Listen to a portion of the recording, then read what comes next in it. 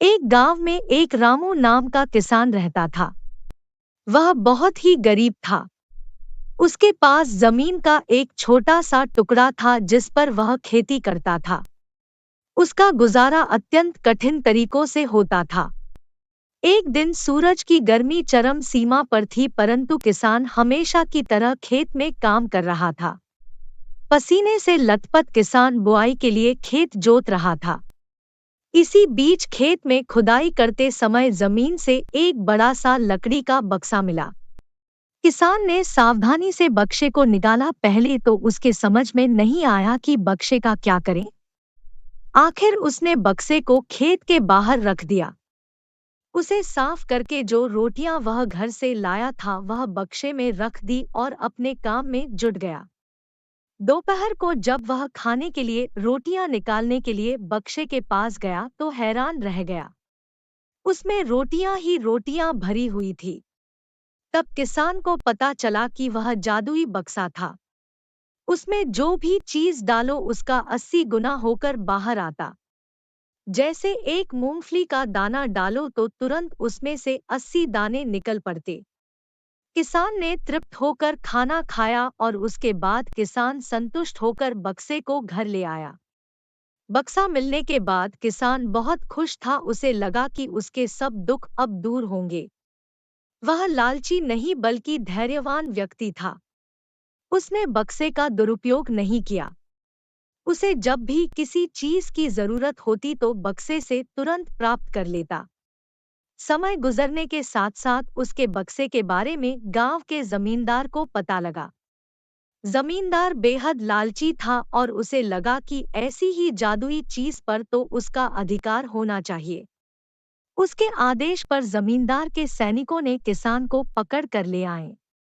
उसने किसान को धमका कर कहा, बक्सा जिस भूमि से मिला से है वह मेरी जमींदारी में आती है, इसलिए बता उस बक्से पर किसका अधिकार बनता है। किसान बोला, यह ठीक है हुजूर की यह भूमि आपकी जमींदारी पर आती है, पर बक्सा जिस खेत से निकला है उस पर मैं खेती करता हूँ, अतः इस बक्से पर मेरा अधिकार बनता है। किसान गिड़गिड़ाया, लेकिन जमींदार ने बहुत धमकाया। किसान का रो रो कर बुरा हाल था, मगर बक्सा पाकर जमींदार बहुत खुश हुआ। जमींदार की अब चांदी हो गई। वह जो चाहता बक्से में डालता और उसे कई गुना पाकर खुश हो जाता। कुछ लोगों ने जादुई बक्से की खबर मंत्री जी के पास पहुंचा दी। पहले तो उसे विश्वास नहीं हुआ, फिर उसने अपने विश्वस्त सेवक को बक्से की सच्चाई परखने के लिए भेजा। वहां जो उसने बक्से का जो जादू देखा तो वह मंत्री के पास जाकर सारी सच्चाई बता दी। मंत्री ने जमींदार को बुलाया, फिर उसे डराते हुए कहा, हमें पता चला है कि तुम्हारे पास एक जादुई बक्सा है, उसे तुरंत हमारे हवाले कर दो।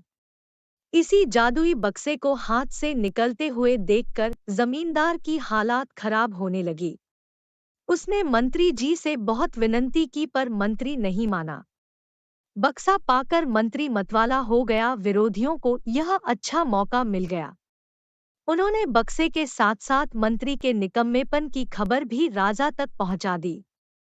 बक्से की बात सुनकर राजा अधीर हो उठा।